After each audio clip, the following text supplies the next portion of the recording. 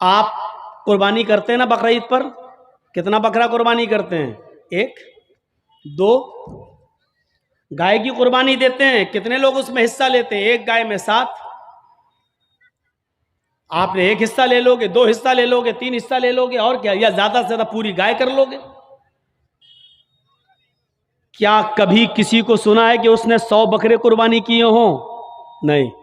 اللہ کے رسول صلی اللہ علیہ وسلم نے 100 اونٹ قربان کیے تھے بقرعید کے دن 10ویں ذی الحجہ کو۔ کتنے اونٹ؟ 100۔ اور اونٹ نہیں، سرخ اونٹ۔ عرب کے اندر سرخ اونٹ کی بہت قیمت ہے، جو لوگ عرب میں رہتے ہیں ان کو معلوم ہے، سرخ اونٹ بہت قیمتی ہوتا، بہت مہنگا ہوتا ہے۔ جیسے آپ کے ہاں کوئی بکرا جس کی کھال پر اگر اللہ لکھا ہوا آ جائے یا محمد لکھا ہوا آ جائے تو اس کی قیمت بڑھا دیا جاتا ہے، بڑھ جاتی ہے، 1.5 لاکھ، 2 لاکھ، 2.5 لاکھ۔ ایک مرتبہ میں مارکیٹ میں گیا تو آدمی دکھانے لگا کہ اس میں لکھا دیا محمد لکھا ہے۔ ہم نے کہا چلیے ہوگا، لکھا ہوگا، چلیے قیمت کیا ہے؟ کہتا ہے کہ 2.5 لاکھ۔ میں نے کہا کیوں؟ کہنے لگا محمد لکھا ہے۔ میں نے کہا اچھا ایسا کرو کہ بکرا مجھے دے دو جتنے کا ہے، کھال میں تمہیں دے دوں گا۔ میں کیا کروں گا؟ تو میں نے کہا میں کیا کروں گا؟ کیا اس کھال کو ہم اپنے گھر رکھ سکتے ہیں؟ اس پر بھی غریب کا حق ہے۔ کیا بکرے کو ذبح کرنے کے بعد یہ کھال ہماری 2 لاکھ میں بکے گی، 1.5 لاکھ میں بکے گی؟ کہتا وہ میں نہیں جانتا ہوں، محمد لکھا ہے، 2.5 لاکھ کا بکرا ہے۔ میں نے کہا میں کہہ تو رہا ہوں کہ کھال تو بیچ دینا جتنے کی بکے، بکرا 10,000 میں ہمیں دے دے، 12,000 میں ہمیں دے دے۔ کہنے لگا جائیے مولانا صاحب آپ ہمارا ریٹ کیوں کر رہے ہو؟ لوگوں نے ایک فضول کی بحث بڑھا دی، اس پہ اللہ لکھا ہے تو اس کی قیمت بڑھ گئی، محمد لکھا ہے تو اس کی قیمت، جس پر یہ چیزیں لکھی ہوئی ہوں اور کم کر دو اس کی قیمت۔ میرے بھائیوں کسی حدیث میں نہیں آیا ہے کہ جس بکرے پر اللہ لکھا ہو تو اس کو اتنے روپے میں خریدو، اور لکھا ہوتا نہیں ہے، وہ ہمیں اور آپ کو اس کا ایک نقش دکھائی دیتا ہے بس۔ یہ الف بال یہ لام پوری طریقے سے دیکھا جائے تو پورا لکھا ہوا بھی نہیں ہوگا، اس پر تشدید بنی ہوگی، پھر اس پہ کھڑا الف ہوگا، پھر آپ پوری طریقے سے اگر دیکھیں تو ملے گا بھی نہیں ایسا، لیکن محسوس ایسا کرائیں گے کہ دیکھیے یہ اللہ، حالانکہ دیکھا جائے تو یہ بھی اللہ ہی ہے۔ دیکھیے یہ بھی اللہ ہی ہے۔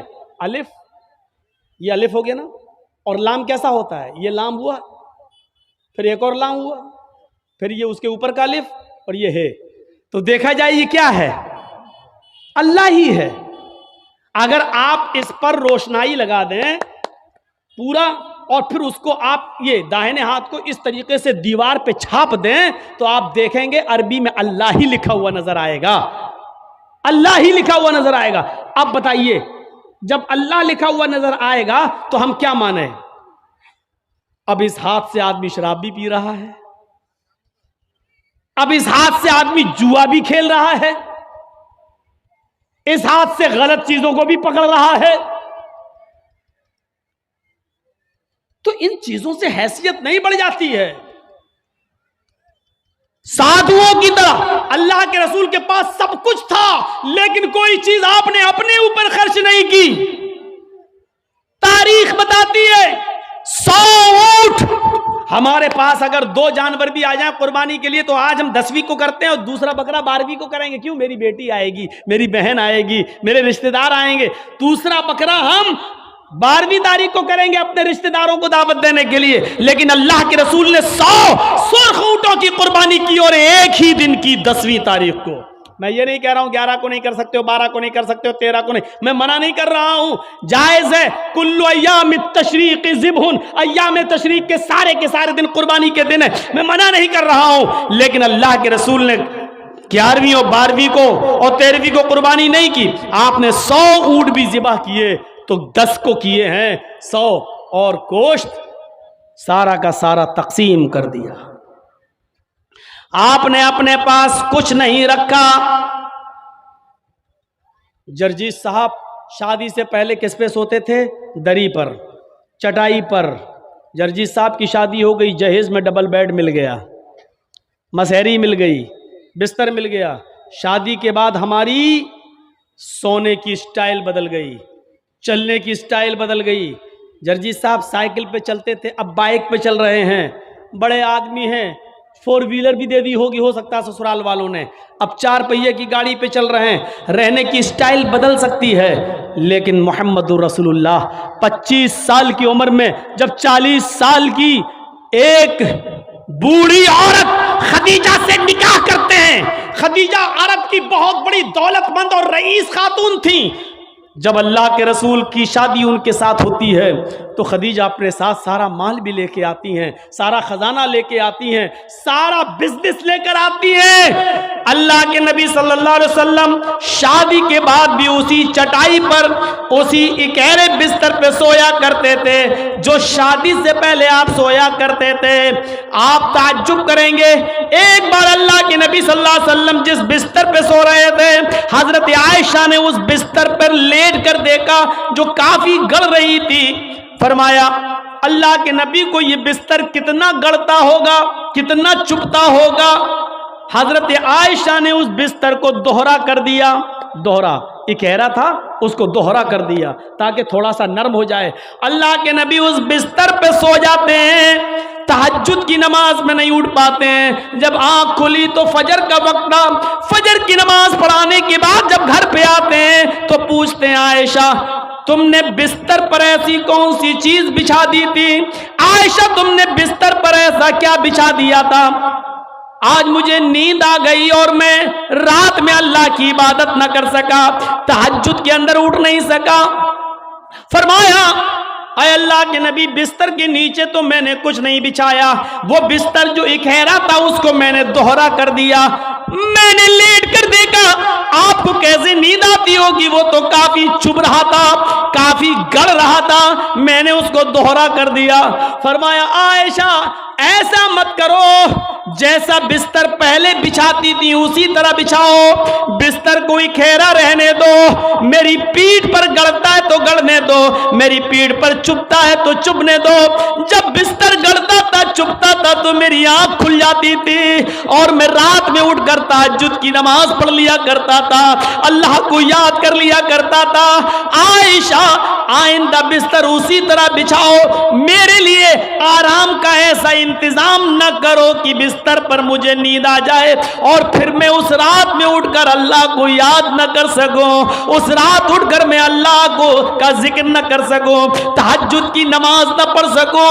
عائشہ اللہ تعالیٰ کو رات کی تاریکیوں میں یاد کرنے کا مزہ کچھ اور ہے جب ساری دنیا سو رہی ہوتی ہے اور میری کروٹ، میری کمر نرم گرم بستروں سے الگ ہوتی ہے اور سجدے میں سر ہوتا ہے، تو اس وقت کا مزہ کچھ اور ہوتا ہے کہ ساری دنیا خواب خرگوش میں مست ہے اور اللہ کا ایک بندہ اپنے رب سے عذاب جہنم کی پناہ مانگ رہا ہے، جنت کا سوال کر رہا ہے، رات کی تاریکی میں اپنا سر سجدے میں رکھ کے اس کو مالک اور اپنے آپ کو اللہ کا غلام بنا رہا ہے۔ عائشہ تم نے بستر کو ایسے بچھا دیا کہ اس بستر پر مجھے اتنی نیند آ گئی کہ میں رات کو اٹھ نہیں سکا۔ عائشہ مجھے اتنا آرام نہ دو کہ میں رات میں اٹھ کر اللہ کو یاد نہ کر سکوں۔ رہنے سہنے میں شادی کے بعد بھی کوئی فرق نہیں آیا، یہاں تو شادی کے بعد بستر بدل جاتے ہیں، رہن سہن کی سٹائل بدل جاتی ہے، رہنے سہنے کا طریقہ بدل جاتا ہے، اس میں پرموشن ہو جاتا ہے، ترقی ہو جاتی ہے۔ لیکن محمد رسول اللہ کی زندگی پہ نظر ڈالو کہ اللہ کے نبی نے شادی سے پہلے جس بستر پہ لیٹتے تھے شادی کے بعد بھی اسی بستر پر، جبکہ خدیجہ کی دولت نبی کے قدموں پہ تھی، لیکن اللہ کے نبی نے خدیجہ کی دولت کو اپنے اوپر استعمال نہیں کیا۔ خدیجہ جو دولت لے کر آئی اس دولت کو بھی اللہ کے رسول نے دین کے کام میں غریب اور مسکینوں میں لٹا دیا۔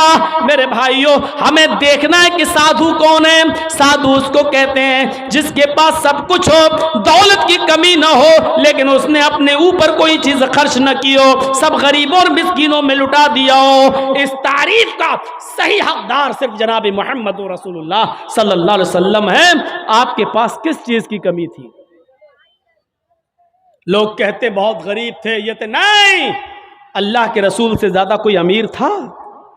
اللہ نے کہا تھا کہو تو اس پہاڑ کو ہم سونے کا بنا دیں، اور یہ احد پہاڑ جب سونے کا بن جائے تو جہاں آپ چلیں یہ پہاڑ بھی آپ کے ساتھ چلے۔ لیکن اللہ کے نبی نے اللہ تعالیٰ کے اس فرمان کو، اس گزارش، اللہ تعالیٰ کے اس حکم کو نافذ ہونے کے بعد منع کر دیا کہ نہیں نہیں، اے اللہ مجھے دنیا میں آرام نہیں، سونا نہیں چاہیے، چاندی نہیں چاہیے، بلکہ آپ نے فرمایا اللہم اجعلنی فی حیاتی مسکینا، اے اللہ دنیا میں مجھے جتنے دن زندہ رکھ، مسکین بنا کے زندہ رکھنا۔ اے اللہ جب مجھے موت آئے تو حالت مسکینی میں مجھے موت آئے، اور اے اللہ کل قیامت کے دن جب میں اٹھایا جاؤں تو فقیروں میں اور مسکینوں ہی میں اٹھایا جاؤں۔ یہ اللہ کے رسول کی دعا تھی، جبکہ اللہ تعالیٰ تو احد پہاڑ کو سونے کا بنانے کے لیے تیار تھا۔ نبی اکرم جہاں چلتے پہاڑ آپ کے ساتھ ساتھ چلتا، لیکن اللہ کے رسول نے پہاڑ کو سونے کا بنانے سے منع کر دیا اور کہا کہ مجھے دنیا کے عیش و آرام نہیں چاہیے۔ حضرت عبداللہ ابن عمر نے بستر پر لیٹ کر دیکھا تو کہا اللہ کے نبی یہ کیا ہے؟ جب اللہ کے نبی اس بستر پر سو کے اٹھے تو دیکھا کہ اس نشان پڑ گئے۔ آپ کسی کھردری چٹائی پر لیٹیے، ننگی پیٹھ، جب آپ اٹھیں گے تو چٹائی کے نشان آپ کی پیٹھ پر پڑ جائیں گے۔ اللہ کے نبی کی پیٹھ پر جب نشان پڑے تو حضرت عبداللہ ابن عمر نے جب یہ دیکھا تو چیخ پڑے، اے اللہ کے رسول آپ تو یہود و نصارہ تو نرم گرم بستر پر سوئیں، اور آپ جو ہیں ایسی چٹائی پر جس سے آپ کے نشان پڑ جائیں، نہیں نہیں، آج کے بعد آپ اس چٹائی پر نہیں سوئیں گے۔ آپ نے کہا پھر لَوِتَّخَذْنَا لَكَ وَطَانًا، آج ہم آپ کے لیے ایک نرم گرم بستر بنا دیں گے، نرم گرم گدے کا انتظام کر دیں گے، آپ اس کے اوپر سونا۔ اللہ کے نبی صلی اللہ علیہ وسلم نے فرمایا نہیں، اے عبداللہ میرے لیے نرم گرم بستر کا انتظام مت کرنا۔ مالی وللدنیا مانا فی الدنیا الا کراکب استظل تحت شجرہ ثم راحا، نہیں اے عبداللہ میرے لیے نرم گرم بستر نہیں، میں تو اس دنیا میں ایک مسافر کی طرح ہوں۔ جیسے مسافر تھک جاتا ہے تو ایک سایہ دار درخت کے نیچے آرام کرنے کے لیے بیٹھ جاتا ہے، تھوڑا پانی پیتا ہے، سستاتا ہے اور پھر اٹھ کے چل دیتا ہے۔ میں بھی اس دنیا میں ایک مسافر کی طرح ہوں، چند دن رہوں گا اور پھر یہ دنیا چھوڑ کے چلا جاؤں گا، پھر اس دنیا سے میں نکل جاؤں گا۔ میں تو ایک مسافر کی طرح ہوں۔ نہیں، ایک حدیث میں آتا ہے آپ نے حضرت عمر کو سختی سے منع کیا تھا، میرے لیے نرم گرم بستر نہ بنانا، لہم فی الدنیا ولنا فی الآخرہ، یہ نرم گرم بستر ان یہود و نصارہ کے لیے دنیا میں ہے اور ہمارے لیے آخرت میں ہے، ہمارے لیے آخرت کے اندر بنائے، آخرت میں ہے، ہمارے لیے دنیا میں نہیں ہے، ہمارے لیے آخرت کے اندر بنائے گئے ہیں، اس لیے ہمیں دنیا کے عیش و آرام نہیں چاہیے۔ سادھو اس کو کہتے ہیں جس کے پاس سب کچھ ہو لیکن اس نے غریبوں پر نچھاور کر دیا ہو، مسکینوں پر لٹا دیا ہو، اپنے پاس اس نے کچھ نہ رکھا ہو۔ آسنا سادھوت منم، جو سادھوؤں کی طرح اپنی زندگی گزارے گا، اشٹرو گڑا، اور اس کے اندر 8 خوبیاں پائی جائیں گی۔ اب 8 خوبیاں بھی دیکھ لو کس کے اندر تھی۔ الپ بھاشی، وہ کم بولے گا۔ کم بولنے والا کون تھا؟ پوری زندگی آپ پڑھ جائیے، محمد الرسول اللہ صلی اللہ علیہ وسلم سے زیادہ کم بولنے والی شخصیت آپ کو نہیں ملے گی۔ ضرورت کے وقت بولنا اور اتنا بولنا جتنی ضرورت ہے، اس سے زیادہ نہیں۔ یہ ہمارے اور آپ کے یہاں کا ماحول ہے، کوئی زیادہ بول رہا ہے، کوئی کم بول رہا ہے۔ اللہ کے رسول اتنا ہی بولا کرتے تھے جتنی ضرورت ہے۔ کبھی کبھی تو ایسا ہوتا تھا کہ پورا جواب بھی نہیں دیتے تھے۔ کم بولنے کا حال یہ تھا کہ ایک مرتبہ کچھ یہودی اللہ کے نبی کے پاس آئے۔ مسلم شریف کتاب السلام پڑھیے، چیپٹر، نبی اکرم کے گھر پہ آئے، دروازے کو دستک دی، اللہ کے رسول نے دروازہ کھولا، یہودیوں نے سلام کیا، در حقیقت وہ سلام نہیں تھا بلکہ اس سلام کے اندر چھپی ہوئی بد دعا تھی۔ ان یہودیوں نے آتے ہی کہا السلام علیکم یا رسول اللہ، السلام علیکم۔ کیا کہا؟ السلام علیکم، لیکن کہا ایسے السلام علیکم یا رسول اللہ۔ اے اللہ کے رسول، آپ پر موت ہو، السلام علیکم نہیں کہا انہوں نے سلامتی ہو، بلکہ کیا کہا؟ السلام علیکم، موت ہو آپ پر، برباد ہو جائیں آپ۔ تو اللہ کے رسول صلی اللہ علیہ وسلم سمجھ گئے، آپ نے سن لیا، ان یہودیوں نے السلام علیکم نہیں کہا، بلکہ ان یہودیوں نے کیا کہا؟ السلام علیکم۔ تو اللہ کے رسول نے اتنا کم جواب دیا، مختصر، چونکہ آپ کم بولتے تھے، آپ نے اس کا بہت ہی شارٹ میں جواب دیا، وعلیکم۔ یہودی جھلملا گئے ہیں، یہودیوں نے کہا السلام علیکم، موت ہو آپ پر، آپ نے اس کے جواب میں صرف اتنا کہا وعلیکم، تم پر ہو، یعنی جو تم مجھ پر بھیج رہے ہو وہ تم پر ہو۔ حضرت عائشہ نے جب سنا تو انہوں نے اندر سے پردے کی اور سے چیختے ہوئے کہا وعلیکم السلام یا یہود ولعنت اللہ، اے یہودیو، میرے شوہر پر تم موت بھیجتے ہو، تم پر موت ہو اور اللہ کی لعنت ہو۔ تو اللہ کے رسول نے حضرت عائشہ کو ڈانٹا تھا اور کہا تھا عائشہ یہ تم نے غلط کیا، عائشہ تمہیں ایسا نہیں کرنا تھا۔ حضرت عائشہ نے کہا اللہ کے رسول آپ نے سنا نہیں، آپ پر موت بھیج رہے ہیں وہ۔ اللہ کے نبی نے کہا عائشہ کیا تم نے سنا نہیں میں نے ان کو کیا جواب دیا؟ انہوں نے کہا السلام علیکم، میں نے کہہ دیا وعلیکم، جو انہوں نے مجھ پر بھیجا میں ان کو بھیج چکا ہوں، میں ان کو بول چکا ہوں، تم نے اپنی طرف سے زیادتی کی ہے، غلط کیا، جاؤ معافی مانگو تم۔ میرے پیارے ساتھیو، تصور کریں آپ اللہ کے نبی کتنا کم بولتے تھے۔ کم بولنے کو اپنی عادت بنائیے، ضرورت کے تحت بولیے، کیونکہ زبان سے ہی اکثر گناہ ہوتے ہیں، زیادہ زبان استعمال کرو گے پھسلے گی۔ اس لیے حضرت ابوبکر صدیق کبھی کبھی کان میں مسواک لگاتے تھے، یہ مسواک، نماز کا ٹائم ہوا مسواک کیا پھر کان میں لگا لیا۔ اس مسواک کو ایک بار اپنے داہنے ہاتھ میں پکڑے اور زبان کھینچ رہے تھے ایسے، اور مسواک زبان پہ مار رہے تھے ایسے۔ حضرت عمر نے کہا یہ کیا کر رہے ہو؟ کہا اس زبان کو سزا دے رہا ہوں۔ کہا کس بات کی؟ یہی زیادہ بولتی ہے، اس کو اوقات میں رکھ رہا ہوں، اس کو بتا رہا ہوں دیکھ اگر زیادہ بولنے کا کام تو نے کیا تو تیری پٹائی لگے گی اس مسواک سے۔ ایسا میں اس لیے کر رہا ہوں تاکہ زبان ہماری کنٹرول میں رہے، کیونکہ اکثر لوگ جہنم میں زبان کی وجہ سے جاتے ہیں۔ یہی وجہ تھی کہ اللہ کے نبی صلی اللہ علیہ وسلم نے جنت میں جانے والے لوگوں کی جب ایک لسٹ تیار کی تو ان نوجوانوں کو نہیں بھولا، فرمایا آئے نوجوانوں تم مجھے دو چیزوں کی ضمانت دو، تم مجھے دو چیزوں کی ضمانت دو، میں تمہیں جنت کی ضمانت دیتا ہوں۔ من یضمن لی، کون ہے جو مجھے دو چیزوں کی ضمانت دیتا ہے؟ تم مجھے دو چیزوں کی گارنٹی دو، میں تمہیں جنت کی گارنٹی دیتا ہوں۔ صحابہ نے پوچھا اللہ کے نبی وہ دو چیزیں کیا ہیں؟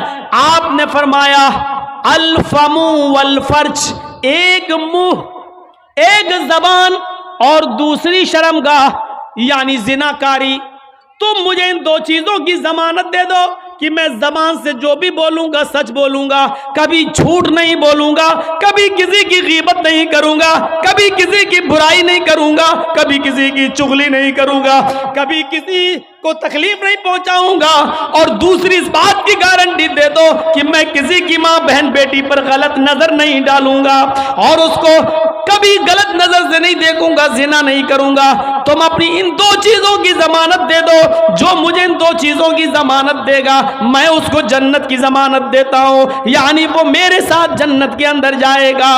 زبان کی وجہ سے اکثر لوگ جہنم میں جاتے ہیں، اور دوسری شرمگاہ زنا کاری کی وجہ سے جہنم کا شکار ہوتے ہیں لوگ۔ تو میرے پیارے ساتھیو، اللہ کے رسول بہت کم بولا کرتے تھے اور کم بولنے کا حکم بھی دیا کرتے تھے کہ لوگوں ضرورت کے تحت بس بولو، زیادہ مت بولو۔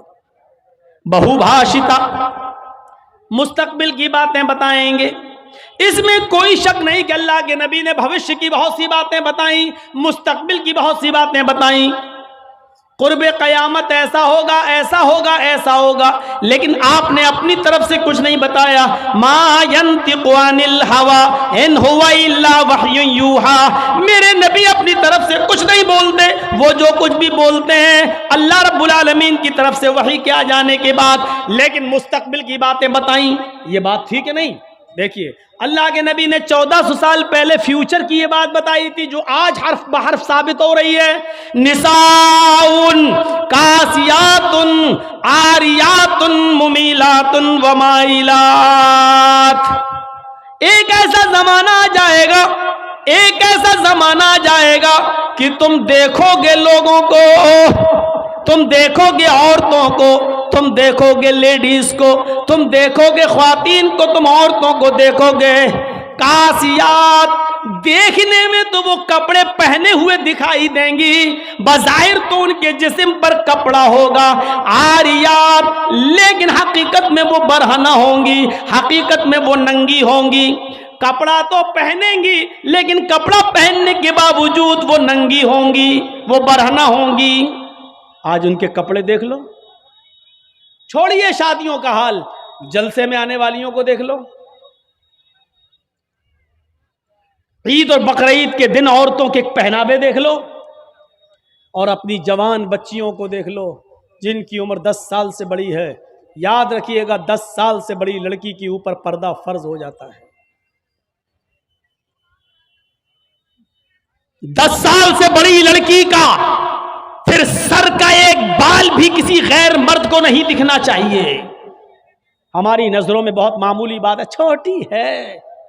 اللہ کے رسول نے فرمایا تھا جب تمہارا بیٹا 7 سال کا ہو تو اس کو نماز کا حکم دو، اور 10 سال کا ہو تو نماز کے لیے زبردستی کرو، نہ پڑھے تو اس کو مارو پیٹو. 10 سال کے بعد قرآن و حدیث کے سارے احکام نافذ ہو جاتے ہیں.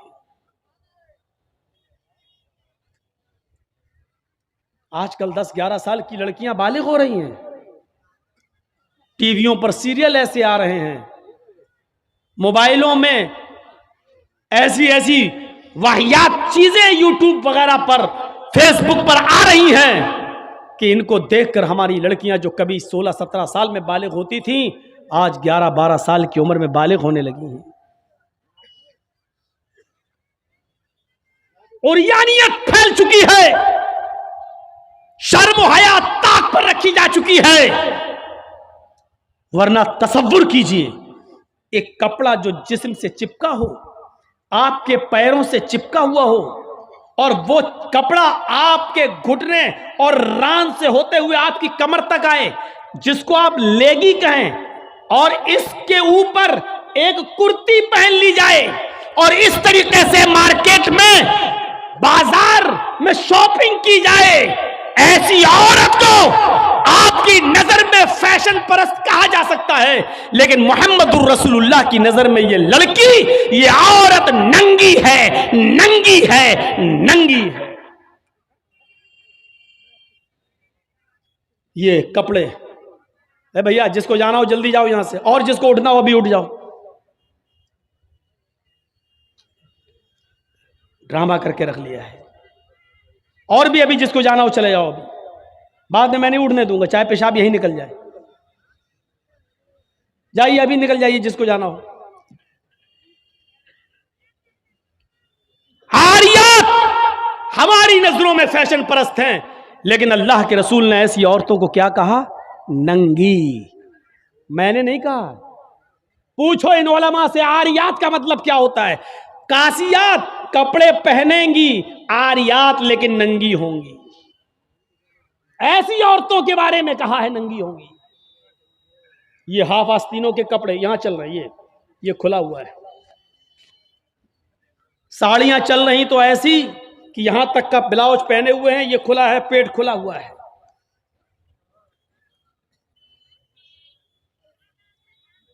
اور جو چند برقعے اب چل بھی رہے ہیں بہار بنگال میں، پہلے تو چلتے نہیں تھے، تو اب برقعوں میں بھی ڈیزائن چلنے لگی ہے. کڑے ہوئے برقعے، ڈیزائن دار برقعے. اب ایک بات بتائیے، برقعے کو آپ ایک تو ڈیزائن دار بنا رہے ہیں، اور دوسرا جب عورت یا لڑکی جب برقع اوڑھتی ہے تو سینے پر پھول بنا دیے آپ. یہ بتائیے یہاں پھول بنانے کی کیا ضرورت تھی؟ جب وہ پہنتی ہے تو پھول سینے پر، اور وہ لڑکی نے یہ برقع خریدا کیوں؟ اس کا مطلب کیا ہے کہ وہ بھی اس لیے خرید رہی ہے تاکہ میرے پھولوں پر نظر. یہ سننا پڑے گا، تمہیں نہیں تمہارے باپ کو بھی سننا پڑے گا. جب تک میں اس کرسی پر ہوں، یہ اتھارٹی، یہ پاور مجھے اسلام نے دیا ہے، سننا پڑے گا. کیوں خریدا ہے اس نے یہ برقع؟ یو پی سائڈ میں آ جاؤ، لکھنؤ کے برقعے دیکھ لو، بمبئی کے دیکھ لو، حیدرآبادی برقعے دیکھ لو. قسم خدا کی اب برقعے نہیں رہ گئے. اب 60 سال کی بڈھی بھی اوڑھ لے تو ایسا لگتا ہے جیسے وہ 18 سال کی لڑکی جا رہی ہے. یہ برقعے ایک بار سچا واقعہ ہے. 60 65 70 سال کی بڑھیا ایسا ہی برقع اوڑھ کے چہرہ چھپا کے جا رہی تھی دھیرے دھیرے. بھائی بڈھی تھی، وہ دھیرے دھیرے چل رہی تھی، تو ایک لڑکا اس کا پیچھا کرنے لگا. 20-22 سال کا لڑکا اس بڈھی کا پیچھا کرنے لگا، کیونکہ جو سوچنے لگا برقع اتنا خوبصورت ہے تو برقعے کے اندر کتنا خوبصورت مال ہوگا، برقعے والی کیسی ہوگی. اس کا پیچھا کرنے لگا. بڑھیا دھیرے دھیرے چل رہی، لڑکا سمجھ رہا مجھے لفٹ دے رہی، میری وجہ سے دھیرے دھیرے چل رہی، جبکہ وہ اپنی کمزوری کی وجہ سے دھیرے دھیرے چل رہی. بڑھیا سمجھ گئی کہ لڑکا میرا پیچھا کر رہا ہے، تو تھوڑی دور چلنے کے بعد اس نے اپنا نقاب کھولا اور اپنی تتلاتی زبان میں بولی، بیٹا. لڑکے کا تو موڈ خراب ہو گیا، کم بخت میرا تو معاملہ ہی گڑبڑ ہو گیا. بیٹا تو میرا پیچھا کیوں کر رہا ہے؟ میں تو تیری اماں کی عمر کی ہوں. لڑکے کو بھی غصہ آ گیا، کہتی بھاگ، میں اپنے لیے نہیں اپنے ابا کے لیے ڈھونڈ رہا ہوں. اب 60 65 70 سال کی بوڑھیوں کو ایسے خوبصورت برقعے پہننے کی کیا ضرورت؟ برقعوں کا مقصد جو کبھی تھا پردہ، لیکن آج ان کا مقصد بھی وہ نہیں رہ گیا. اللہ کے نبی کے زمانے میں ایک صحابیہ اللہ کے نبی کے پاس آتی ہیں، مسند احمد کی صحیح روایت، جن کی چادر کپڑے سے نیچے، ٹخنے سے نیچے، چپل سے نیچے زمین کی مٹی اڑاتی ہوئی آتی اور کہتی، اللہ کے رسول میں اس چادر کو اوڑھ کر نماز پڑھنے جاتی ہوں. آپ نے کہا چادر اتنی نیچی ہونی چاہیے. اس نے کہا اللہ کے نبی کبھی کبھی زمین پر پیشاب و پائخانہ پڑا ہوتا ہے، گندگی پڑی ہوتی ہے، تو کیا میں تھوڑی سی اوپر کر کے پائخانہ گندگی کو کراس کر کے آگے نکل جاؤں؟ آپ نے کہا نہیں، دائیں سے نکل جا، بائیں سے نکل جا. کہنے لگی دائیں بھی مرد بیٹھے ہوتے ہیں، بائیں بھی مرد بیٹھے ہوتے ہیں، مجھے اسی گندگی کے اوپر سے نکلنا ہے. اے اللہ کے رسول اجازت دے دیجئے، میں تھوڑا سا اوپر کر لوں اور نکل جاؤں، اس کے بعد نیچے کر لوں گا. جب گندگی کو کراس کر لوں گی تو چادر میں نیچے کر لوں گی. اللہ کے نبی کہتے ہیں اگر مرد دائیں بیٹھے ہیں بائیں بیٹھے ہیں تو تو اسی گندگی کے اوپر سے نکل جا. کہنے لگی اللہ کے رسول وہ گندگی میری چادر میں لگ جائے گی، آپ مجھے اوپر اٹھانے کی اجازت نہیں دے رہے ہیں، ٹخنے سے اوپر، چپل سے اوپر چادر اٹھانے کی اجازت کیوں نہیں دے دیتے ہیں؟ آپ نے کہا نہیں، چادر اٹھانے کی اجازت، چپل سے بھی اوپر چادر اٹھانے کی اجازت نہیں دوں گا. کہا اللہ کے رسول پھر اس چادر میں پیشاب و پائخانہ لگ جائے گا. آپ نے کہا لگ جانے دے. کہنے لگی اے اللہ کے رسول اسی چادر کو تو اوڑھ کر میں نماز پڑھتی ہوں مسجد میں، جب اوپر عورتوں کا الگ انتظام ہوتا ہے یا پردے میں عورتوں کا انتظام ہوتا ہے تو میں اسی چادر کو اوڑھے اوڑھے نماز پڑھتی ہوں. آپ نے کہا اسی چادر کو اوڑھ کر نماز پڑھ لے. کہنے لگی اس میں پیشاب و پائخانہ لگ جائے گا، کیا اسی اور چادر کو اوڑھ کر نماز پڑھ لوں؟ آپ نے فرمایا ہاں اے عورت، جب پیشاب و پائخانہ تیری چادر میں لگے گا، جب تو آگے بڑھے گی تو تیری چادر زمین پر پڑی ہوئی مٹی سے رگڑ کھائے گی، کیونکہ تیری چادر نیچے ہے. جب پیشاب و پائخانہ اس میں بھر جائے گا، جب تو آگے بڑھے گی تو زمین پر پڑی ہوئی مٹی پر تیری چادر رگڑ کھائے گی، اور زمین پر پڑی ہوئی مٹی سے رگڑنے کی وجہ سے زمین کی پاک مٹی تیری چادر کو پاک کر دے گی. لیکن تجھے چادر اٹھانے کی اجازت نہیں، اسی چادر میں تو نماز پڑھ لے. گندگی لگتی ہے تو لگ جانے دے، آگے بڑھے گی تو زمین پر پڑی ہوئی پاک مٹی تیری چادر کو پاک کر دے گی. میرے بھائیوں پیشاب و پائخانہ دیکھ کر بھی اللہ کے رسول نے عورت کو چادر اٹھانے کی اجازت نہیں دی. میری بہنوں تمہارے دل کیسے گوارا کر لیتے ہیں؟ جلسوں میں بھی چوڑیاں خریدنے خریدنے کے لیے, بیلونز خریدنے کے لیے, جلیبیاں خریدنے کے لیے تم کس طریقے سے لیڈیز پنڈال سے نکل کر تم بازاروں میں گھوم لیتی ہو؟ شرم آنی چاہیے. تمہارے کلیجے اور تمہارے دل کیسے گوارا کر لیتے ہیں کہ لڑکے اور لڑکیاں ایک جگہ شاپنگ کریں, دکانداری کریں, خریداری کریں؟ یہ تمہارے کلیجے, تمہارے ضمیر کیسے گوارا کر لیتے ہیں؟ جبکہ اللہ کے نبی فرماتے ہیں لا یخلون رجل بامرأۃ الا کان ثالثہما الشیطان. کوئی مرد کسی عورت سے تنہائی میں نہ ملے, کوئی مرد کسی عورت سے اکیلے میں نہ ملے کہ اس میں تیسرا شیطان ہوتا ہے, اس میں تیسرا بہکانے والا شیطان ہوتا ہے. میرے بھائیوں, اسلام کا قانون یہی ہے, اسلام کا نظام یہی ہے. ایک عورت, اس کا شوہر مر چکا ہے, عورت کے پاس بہت زیادہ پیسہ ہے, وہ حج کرنا جانا چاہتی ہے, شوہر انتقال کر گیا, اب عورت اکیلے حج کرنے نہیں جا سکتی ہے, جبکہ مستطیع ہے, صاحب استطاعت ہے, حج کرنے جانا چاہتی ہے, اچھا کام کرنے جانا چاہتی ہے. اسلام کہتا ہے کہ تیرا شوہر نہیں ہے تو بھائی کے ساتھ جا, بھائی نہیں ہے تو باپ کے ساتھ جا, باپ نہیں ہے تو بیٹے کے ساتھ جا, لیکن کسی محرم کا ہونا ضروری ہے, اس کے ساتھ جا. چیخ کر عورت کہتی ہے کوئی نہیں ہے, میرے پاس دولت ہے. اللہ کے نبی کہتے ہیں پھر دولت سنبھال کر اپنے پاس رکھ. اگر تیرا بھائی نہیں ہے, بیٹا نہیں ہے, شوہر نہیں ہے, باپ نہیں ہے, کوئی محرم نہیں ہے, تو اکیلے حج کرنے نہیں جا سکتی ہے.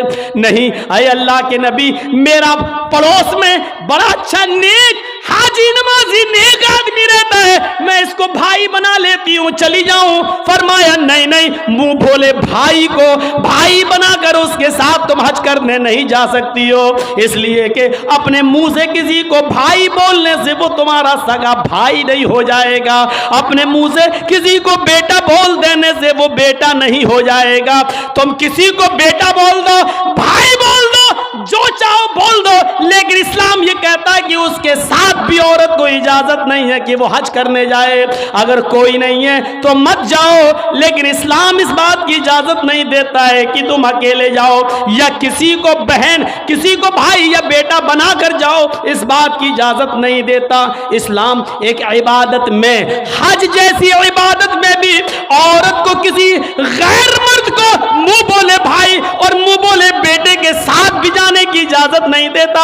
تو میرے بھائیوں, جب خانے کعبہ میں جانے کی اجازت نہیں دیتا ہے, صفا مروہ کی سعی کی اجازت نہیں دیتا ہے, اتنی خوبصورت عبادت کی اجازت نہیں دیتا ہے, تو بازاروں میں اکیلے گھوم کر شاپنگ کرنے کی اجازت کیسے دے گا؟ پھر بازار کے اندر عورت کو اکیلے جانے کی اجازت کیسے دے گا؟ اتنی خوبصورت عبادت کرنے کی اجازت نہیں دیتا ہے, اتنی خوبصورت عبادت کرنے کی اجازت نہیں دیتا ہے. تو میرے بھائیوں, پھر عورت کو بازاروں میں گھومنے کی اجازت کیسے دے گا؟ پھر بازار میں گھومنے اور بازار میں سیر و تفریح کی اجازت کیسے دے گا؟ ہماری ماں بہنوں کو اس بات کو سوچنا چاہیے, غور کرنا چاہیے, سنجیدگی سے اس کو لینا چاہیے. ایک زمانہ تھا, حضرت فاطمہ کہہ رہی ہیں اے علی, میں اتنی بیمار ہوں, اتنی بیمار ہوں, لگتا نہیں کہ اس بیماری میں بچ پاؤں گی. اے علی, اگر مجھے کچھ ہو جائے, اگر میرا انتقال ہو جائے, اے علی, تو مجھے دن کے اجالے میں دفنانے مت لے جانا, رات کی تاریکی میں عشاء کی نماز کے بعد مجھے قبرستان میں دفن کرنا. حضرت علی نے کہا اے فاطمہ, ایسا کیوں کہہ رہی ہو؟ اگر تمہارا انتقال صبح فجر کے بعد ہو تو کیا عشاء تک ہم تمہارے جنازے کو رکھیں گے, مٹی کو رکھیں گے؟ تمہارے باپ کا, تمہارے ابو کا فرمان ہے کہ میت کو جلدی قبرستان لے جاؤ, پھر میں لیٹ کیسے کروں؟ فرماتی ہیں اے علی, اے میرے پیارے شوہر, مجھے رات میں ہی لے جانا, میری بات کو گرہ باندھو, میری بات کو مضبوطی سے پکڑ لو, میری وصیت کو یاد رکھنا, چاہے میرا انتقال کبھی بھی ہو, لیکن مجھے عشاء کے بعد دفنانا, مجھے دن کے اجالے میں قبرستان نہ لے جانا. اے علی, میں نہیں چاہتی ہوں کہ میرے مردہ جسم پر पड़े हुए कफन पर भी किसी गैर मर्द की नजर पड़े, मैं अपने कफन पर भी किसी गैर मर्द की नजर नहीं पड़ने देना चाहती हूँ। ऐ अली, मुझे रात में ले जाना, दिन के उजाले में नहीं। मैं नहीं चाहती कि मेरे कफन पर भी किसी गैर मर्द की नजर पड़े। मेरे भाइयों, इंतकाल के बाद निकाह जायज नहीं है, इंतकाल के बाद शादी नहीं होती है, लेकिन इंतकाल के बाद भी अपने जिस्म को तो छोड़ो, अपने कफन को भी किसी गैर मर्द को देखने की इजाजत नहीं दे रही हैं। ये था हजरत फातिमा का पर्दा। इस पर्दे की रोशनी में मेरी बहनों, अपने गरीबानों में झांक कर देखो, अपने अपने गरीबानों के बटन खोलो और तलाश करो, हम कहां खड़े हैं, हमारा पर्दा क्या है, हमारी इज्जत व आबरू क्या है। आज हम हमारे चेहरों को हरकस और नाकस देख रहा है। कल तक हमारे इन खूबसूरत गालों को कभी आसमान की निगाहों ने भी नहीं देखा था, चांद और सितारों ने भी नहीं देखा था, और आज जो चाहता है देख लेता है। हरकस और नाकस जिसको चाहो, आज वो बड़ी आसानी से हमारी बहनों बेटियों का दीदार कर रहा है। और एक और बात, जितना अमीर बाप है, जितना अमीर बाप है, जितना भी बाप अमीर मिलेगा आपको, आप देखिएगा उसकी बेटी उतने ही कम कपड़े पहने हुए होगी। किस बात का अमीर है तू? काहे का अमीर है तू? अपनी बेटी को 5 मीटर का कपड़ा लाकर नहीं दे सकता है तो काहे का अमीर है तू? कंजूस और बखील बाप। अल्लाह ताला ने इन अमीरों को ऐसी सजा दी है, ऐसी सजा दी है। कल तक ये गरीबों की लड़कियों को डांस कराया करते थे, आज अल्लाह ताला ने इन अमीरों की लड़कियों के जिस्मों से कपड़े उतार कर उनको लोगों की नजरों को दीदार करने पर मजबूर कर दिया। आज इन अमीरों की लड़कियों के जिस्मों से कपड़े उतरवा कर आज गरीब इन लड़कियों को देख रहे हैं, उनका नजारा कर रहे हैं। आज अमीरों को अल्लाह ने ये सजा दी है। आज वो फैशन समझते हैं कि मेरी बेटी फैशनेबल कपड़े पहने हुए हैं। नहीं नहीं मेरे भाइयों, मेरी भाइयों, आप अपनी बहनों के जिम्मेदार हैं। अल्लाह के नबी ने फरमाया कि जिस लड़की का बाप, जिसकी बेटी बेपर्दा घूमे वो बाप दयूस है, जिसकी बहन बेपर्दा घूमे वो भाई दयूस है, जिसकी बेटी बेपर्दा घूमे वो बाप दयूस है, जिसकी बीवी बेपर्दा घूमे वो शौहर दयूस है। गौर करो कितनी साफ लफ्जों में, कितने साफ लफ्जों में अल्लाह के नबी ने फरमाया, जिसकी बहन बेपर्दा घूमे वो भाई दयूस, जिसकी बेटी बेपर्दा घूमे वो बाप दयूस, जिसकी बेटी बेपर्दा घूमे वो बाप दयूस, जिसकी बीवी बेपर्दा घूमे वो शौहर दयूस। अब दयूस का माना अगर हम समझ जाएं तो सारा मामला हल हो जाए। दयूस, दयूस का ये तो अरबी लफ्ज है ना, इसका उर्दू में तर्जमा होता है, सुनने की ताकत है? सुनेंगे? दयूस का मतलब होता है भड़ुआ। और भड़ुआ किसको कहते हैं बताने की जरूरत नहीं, जानते होंगे। भड़ुआ कहते हैं उसको जिसने अपनी बहन, बेटी या बीवी या माँ को गलत काम करने के लिए किसी अड्डे पर बिठा दिया हो, चकले पर बिठा दिया हो और उनसे गलत काम करवाता हो और उनकी कमाई खाता हो। अरबी जबान में इसको दयूस कहते हैं और उर्दू में इसको भड़ुआ कहते हैं। कितना सख्त जुमला इस्तेमाल किया अल्लाह के रसूल ने। मौलाना जर्जीस को आप कह रहे होंगे ये क्या हो गया इसको। अल्लाह के नबी ने कहा जिसकी मां बेपर्दा घूमे और बेटा अपनी मां की बेपर्दगी पर कुछ ना बोलता हो वो बेटा भड़ुआ। जिसकी बीवी बेपर्दा घूमे और शौहर अपनी बीवी की बेपर्दगी पर कुछ ना बोले वो शौहर भड़ुआ। जिसकी बहन बेपर्दा घूमे और वो भाई अपनी बहन की बेपर्दगी पर खामोश रहे वो भाई भड़ुआ। और जिसकी बेटी बेपर्दा घूमे और बाप अपनी बेटी की बेपर्दगी पर खामोश रहे वो बाप भड़ुआ। دیوس کہہ دو مولانا چلے گا، بھڑوا مت کہو اچھا نہیں لگ رہا ہے۔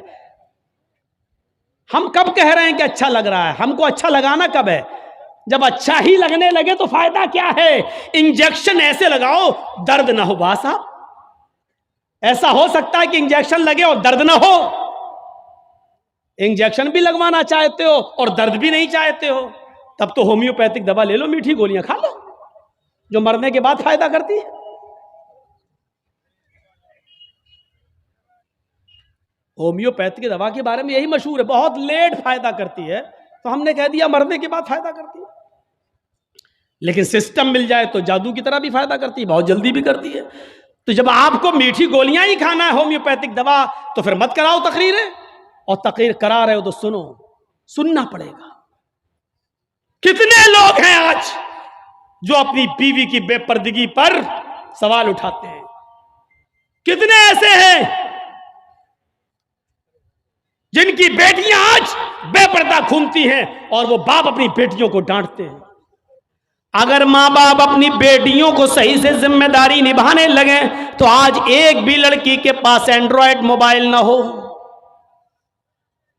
ہماری 18-20 سال کی لڑکی جس کی شادی نہیں ہوئی گھر پہ رہتی ہے، اس کے ہاتھ میں اینڈرائڈ موبائل، چیخ چیخ کے بتا رہا ہے کہ باپ کی تربیت میں کمی ہے، باپ اپنی بیٹی پر پورا کا پورا حکمراں نہیں ہے، حاکم نہیں ہے، یا یہ کہہ رہا ہے بیٹی کے ہاتھ میں وہ اینڈرائڈ موبائل چیخ چیخ کے کہہ رہا ہے یہ باپ نہ کہہ رہا ہے، بیٹی کے آگے باپ کی نہیں چل رہی ہے، باپ مجبور ہو چکا ہے۔ میرے بھائیوں، اگر باپ مجبور نہ ہوتا تو بیٹی کے ہاتھ میں اینڈرائڈ موبائل نہیں ہوتا۔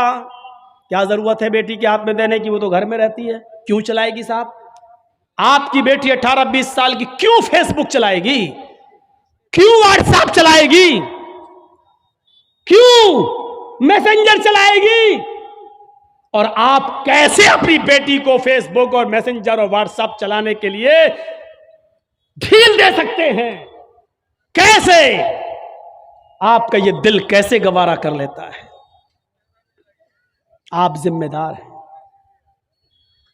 ہماری یہ بیٹیاں کل بچوں کی مائیں بنیں گی، شادی کے بعد ان کو اپنے بچوں کی تربیت کرنا ہے۔ ماں کے قدموں کے نیچے جنت بتائی گئی ہے، حالانکہ یہ کوئی حدیث نہیں ہے، ایک مقولہ ہے، لیکن بچے اپنے ماں کے قدموں کے نیچے جنت کیسے ڈھونڈیں؟ یہ آج کل کی ماں کے قدموں کے نیچے جنت ہے؟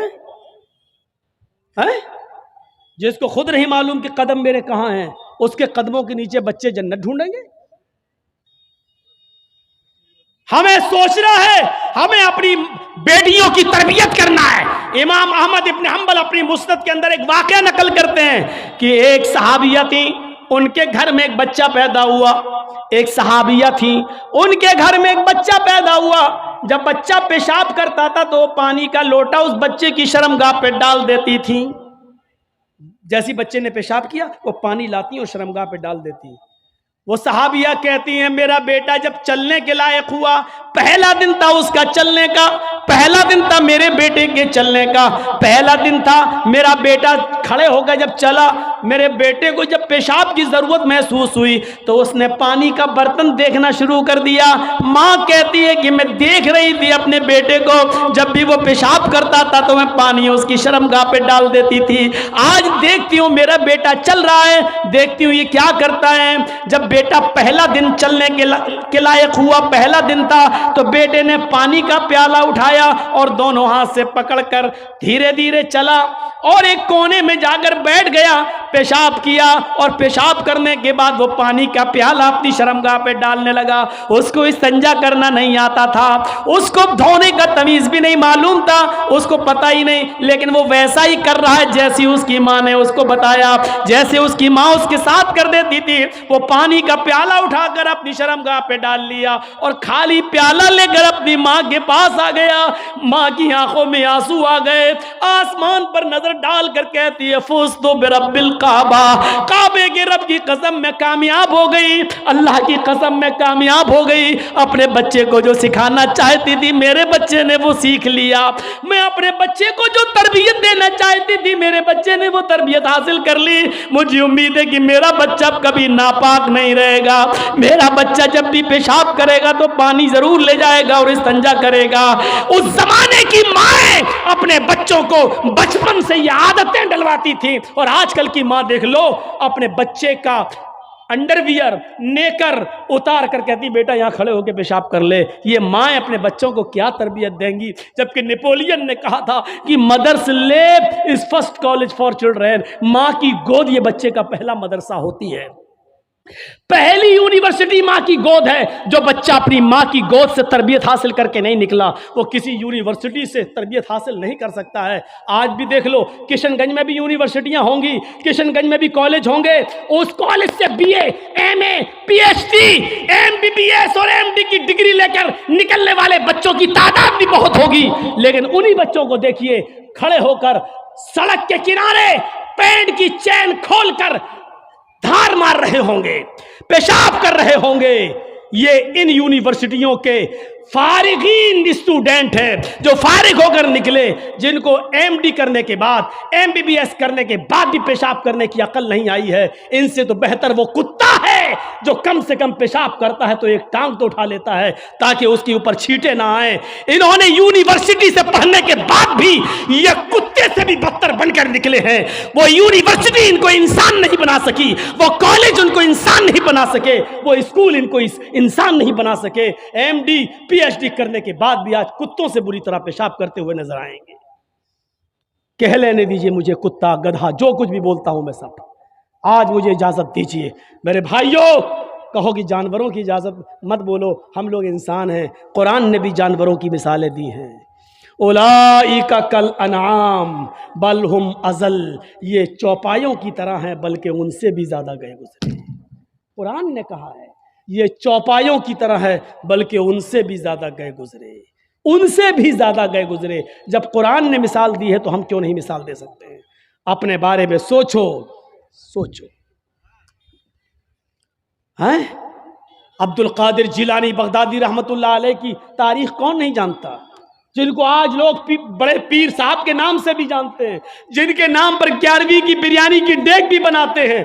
وہ عبد القادر جیلانی جب 12 سال کے تھے ان کی ماں نے ان کو ایک قافلے کے ساتھ بھیجا تھا، کہا بیٹے حالات کتنے بھی سخت ہوں لیکن جھوٹ کبھی مت بولنا۔ اور جب چوروں نے اور ڈاکوؤں نے جب اس قافلے کو لوٹا تو اس بچے سے پوچھا عبد القادر سے، تیرے پاس بھی کچھ ہے؟ اس نے کہا ہاں ہے۔ کہا کیا ہے؟ 40 اشرفی۔ کہاں ہیں؟ میرے کرتے کے استر میں۔ استر کو پھاڑ کے دیکھا تو 40 اشرفی ملی۔ پوچھا بیٹا یہ تو ایسی جگہ چھپی ہوئی تھی کسی کو پتا نہیں، تو نے کیوں بتا دیا؟ لڑکے نے جواب دیا میری ماں نے مجھے چلتے وقت نصیحت کی تھی کہ بیٹا حالات کتنے بھی خراب ہو لیکن کبھی جھوٹ مت بولنا۔ میں نے اپنی بات، ماں کی بات مانی ہے۔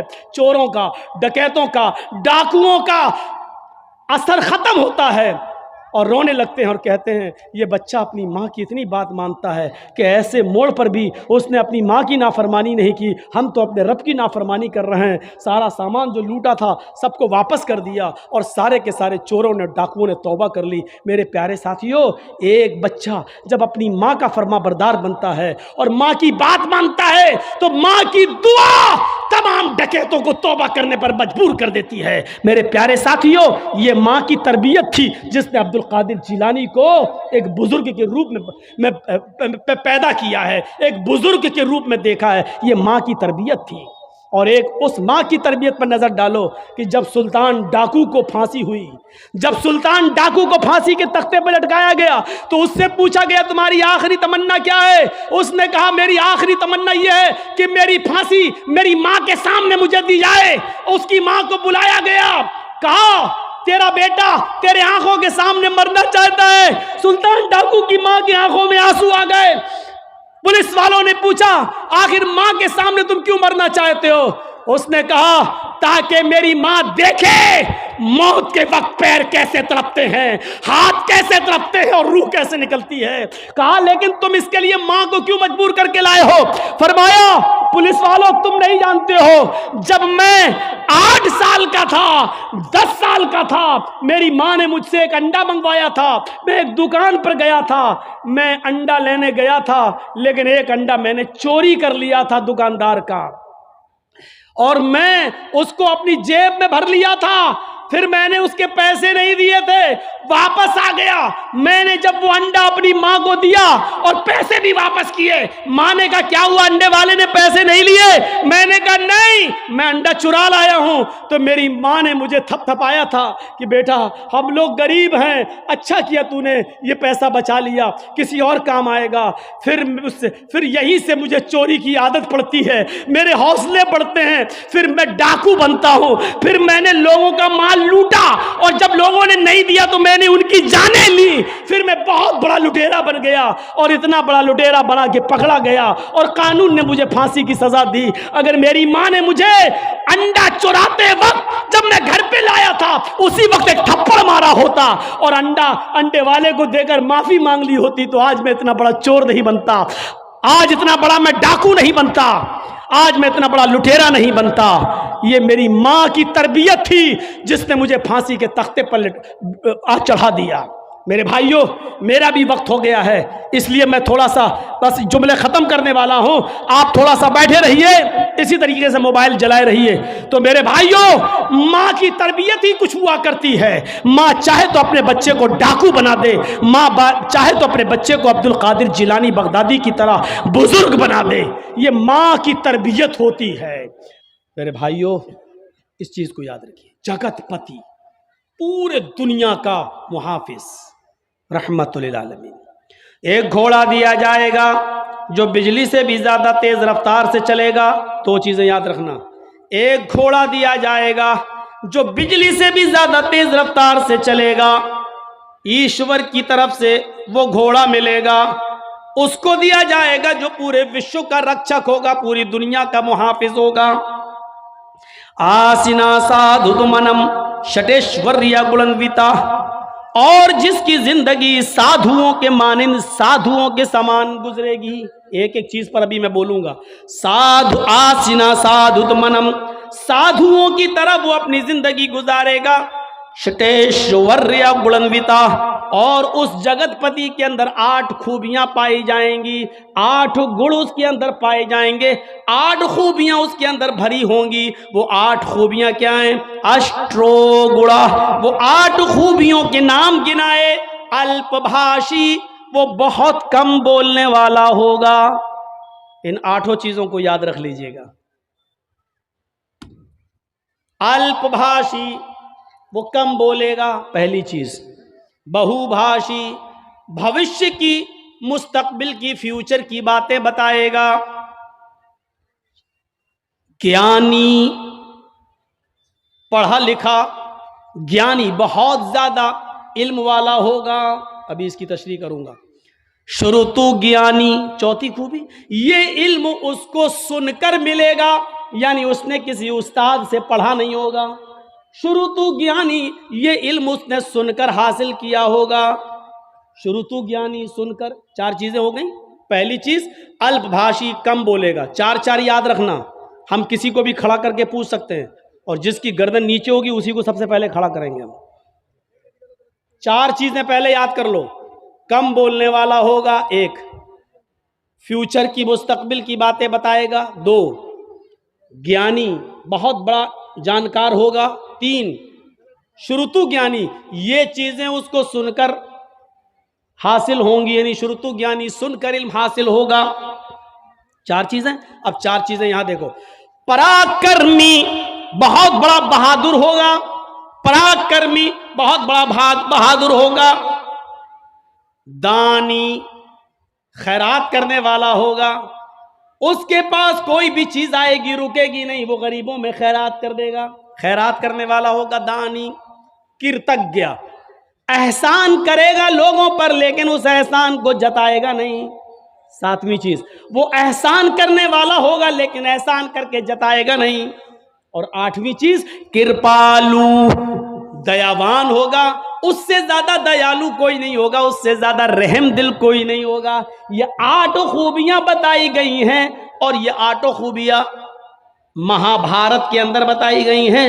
اگرچہ اس سے پہلے والا منتر شریمد بھاگوت مہان پران کے اسکند 12 ادھیائے 2 کا منتر نمبر 19 ہے، جو میں نے آپ کے سامنے پیش کر دیا، پڑھ دیا ہے۔ اب ایک ایک چیز دیکھ لو۔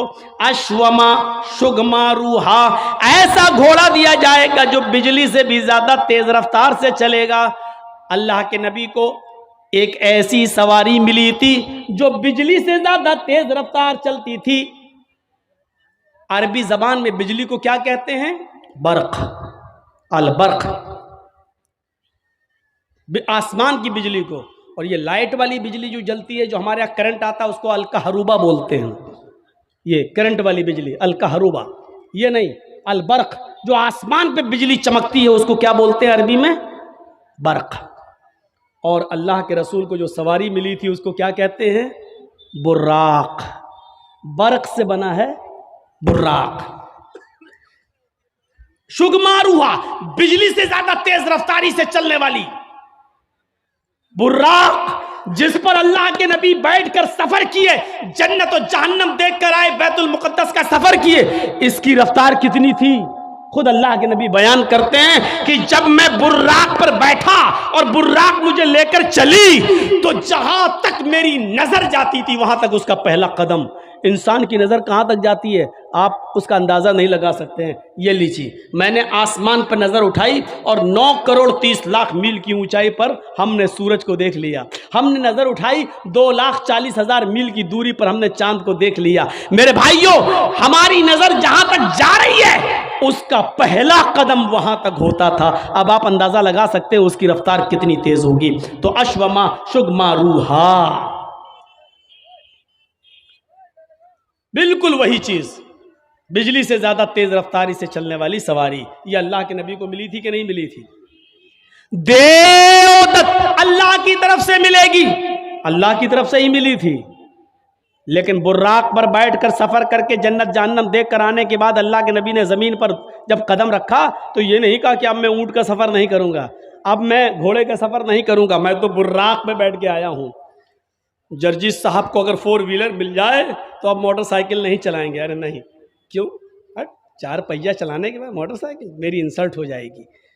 جس کے پاس سائیکل ہو اور موٹر سائیکل بائک اس کو مل جائے، چاہے وہ بھیگ ہی میں کیوں نہ ملی ہو، لیکن اس کا گھمنڈ اتنا بڑھ جائے گا، بائک چلانے کے بعد سائیکل چلائیں گے۔ لوگ کیا کہیں گے، میرے دوست کیا کہیں گے، سائیکل بائک چلانے والا، مطلب بھیگ میں ملی ہوئی بائک چلا رہا ہے، وہ شرم محسوس نہیں کر رہا ہے، جبکہ چلو بھر پانی میں ڈوب کے مر جانا چاہیے اس بائک پر بیٹھنے سے پہلے۔ کس بائک پر؟ جو بھیک میں ملی ہے، سمجھ رہے ہیں نا بھیک؟ ارے جو لڑکی کے باپ نے دی ہے، شادی کے موقع پر لے اپنے داماد کو، بیٹھ، سائیکل چلانے میں شرم آ رہی ہے، بھیک منگنی گاڑی پہ بیٹھنے میں شرم نہیں آ رہی ہے، جبکہ چلو بھر پانی میں اسی وقت ڈوب کے مر جانا چاہیے کہ کس پہ بیٹھے ہیں؟ سسر کی دی ہوئی گاڑی پر۔ جبکہ شرم کی بات یہ ہونی چاہیے، اس پہ تو فخر کر رہا ہے، کہاں سے؟ سسرال سے ملی ہے، سسرال سے، اس پہ فخر کر رہا ہے، لیکن سائیکل نہیں چلا سکتا۔ کیوں؟ بائک چلا لی، اب سائیکل نہیں چلاؤں گا، سائیکل چلاؤں گا تو انسلٹ ہوگی۔ ابے انسلٹ تو تیری تب ہو رہی ہے جب تو نے سسرال سے مانگ لی اور بھک منگنی گاڑی پر بیٹھ گیا، انٹرنیشنل بھکاری بن کے اس کو چلا رہا ہے۔ یہ انسلٹ تو تب تجھے محسوس کرنی چاہیے تھی اپنی، لیکن تب نہیں کر رہا ہے۔ اللہ کے رسول جب براق پر بیٹھے، لیکن جب زمین پر آئے تو آپ نے گھوڑے کا بھی سفر کیا، اونٹ کا بھی سفر کیا، بلکہ اونٹنی کو تو اللہ کے رسول کی پیاری سواری بتایا۔ اوسٹرا یس سے پڑوا ہڑو بدھو منتو دیو دشا، اتھرو وید کے 20ویں کانڈ کے اندر 127ویں سوکت کا دوسرے منتر میں یہ کہا گیا ہے کہ اس کی پیاری سواری اونٹ ہوگی، وہ اکثر اونٹ کا سفر کرے گا، اونٹ پر بیٹھے گا۔ یہ اس کی پیاری سواری بتائی گئی ہے، پیاری سواری، یعنی ایسے علاقے میں آئے گا جہاں اونٹوں پر سواری کرنے کا چلن ہوگا۔ ہمارے بھارت میں لوگ یہاں انتظار کر رہے ہیں، اب آئے گا۔ اس کو بتایا گیا وہ اونٹ والے زمانے میں آئے گا، یہاں لوگ 4 ویلر میں فارچونر استعمال کر رہے ہیں، یہاں انتظار کر رہے ہیں کہ آخری نبی یہاں آئے گا، یہاں آئے گا۔ جبکہ بتایا گیا مروستھل نواسنے، وہ ریگستان میں آئے گا، کیونکہ اونٹ ریگستان میں ہی سب سے زیادہ تیزی کے ساتھ دوڑتا ہے، اور ریگستان کا جہاز کہا جاتا ہے اونٹ کو۔ اس بستی میں آئے گا جہاں ریت ہوگی، جہاں ریگستان ہوگا، جزیرہ ہوگا، وہاں وہ آئے گا۔ اور یہاں بھارت میں لوگ انتظار کر رہے ہیں کہ وہ بھارت میں آئے گا، جبکہ ان کی کتابیں کہہ رہی ہیں مروستھل نواس نے، وہ مروستھل میں نواس کرے گا، وہ مروستھل میں آئے گا۔ ہائے گرجا ناتھ مروستھل نواس نے، اس کا مروستھل میں آئے گا اور ریگستانی علاقے میں آئے گا۔ اسٹرا یس، اور اس کی پیاری سواری اونٹ ہوگی، وہ اونٹ کے اوپر بیٹھے گا۔ یہاں بتایا گیا کہ وہ گھوڑے پر بیٹھے گا اور بجلی سے زیادہ تیز رفتار سے چلے گا اور آکاش کی یاترا کرے گا، یعنی وہ جنت جہنم دیکھنے جائے گا۔ جگت پتی، اور یہ گھوڑا اس کو ایشور کی طرف سے، اللہ کی طرف سے ملے گا، جو پورے دنیا کا رچک ہوگا، پوری دنیا کا محافظ ہوگا۔ یعنی یہ گھوڑا محمد الرسول اللہ کو، یہ براق محمد الرسول اللہ کو دی جائے گی۔ آسنا سادھودمنم، اور وہ سادھوؤں کی طرح اپنی زندگی ویتیت کرے گا، سادھوؤں کی طرح اپنی زندگی گزارے گا۔ سادھو کس کو کہتے ہیں یہ سوچ لیجئے۔ سادھو اس کو نہیں کہتے ہیں جو چولا پہن لے اور بیوی بچوں کو چھوڑ دے اور جنگل میں چلا جائے، رام رام رام رام رام رام رام رام کرتا رہے۔ اسی طریقے سے ہمارے مسلمانوں میں بھی ایک طبقہ پیدا ہوا جس کو صوفی کہا جاتا ہے، وہ تسبیح ہاتھ میں لیتے ہیں اور اللہ ہو اللہ ہو، کبھی کبھی جھٹکا مارتے ہیں، کبھی دیکھیے گا آپ جھٹکے ماریں گے، اللہ ہو اللہ ہو اللہ ہو، ایسے کریں گے۔